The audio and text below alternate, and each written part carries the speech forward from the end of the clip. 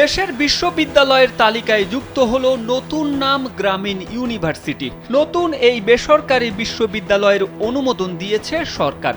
প্রধান উপদেষ্টা অধ্যাপক ডক্টর মুহাম্মদ ইউনূসের প্রতিষ্ঠান গ্রামীণ ট্রাস্টের অধীনে এটি হবে রাজধানী ঢাকায়। সোমবার এ বিষয়ে বিশ্ববিদ্যালয়টির বোর্ড অব ট্রাস্টিজের চেয়ারম্যান মোহাম্মদ আশরাফুল হাসানকে অনুমোদনের চিঠি দিয়েছে শিক্ষা মন্ত্রণালয়।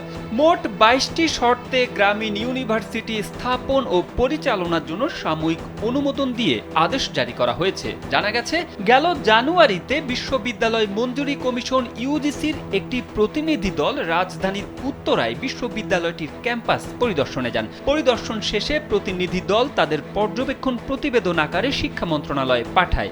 ভিশনের ফুলঝুরি মেগা অফারে ফ্রিজ কিনলেই পাচ্ছেন ১৬ পিসের আকর্ষণীয় গিফট বক্স একদম ফ্রি।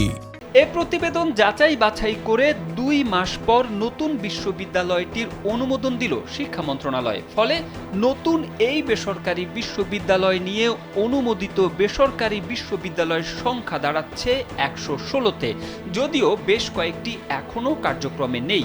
নতুন বিশ্ববিদ্যালয়টিকে দেওয়া শর্তের মধ্যে আছে সাময়িক অনুমতির মেয়াদ হবে ৭ বছর। প্রস্তাবিত বিশ্ববিদ্যালয়কে বেসরকারি বিশ্ববিদ্যালয় আইন ২০১০ এর সব বিধান ও শর্ত মেনে চলতে হবে। প্রস্তাবিত বিশ্ববিদ্যালয়ের কমপক্ষে ২৫,০০০ বর্গফুট আয়তনে নিজস্ব বা ভাড়া করা ভবন থাকতে হবে। ন্যূনতম ৩টি অনুষদ এবং এসব অনুষদের অধীনে কমপক্ষে ৬টি বিভাগ থাকতে হবে।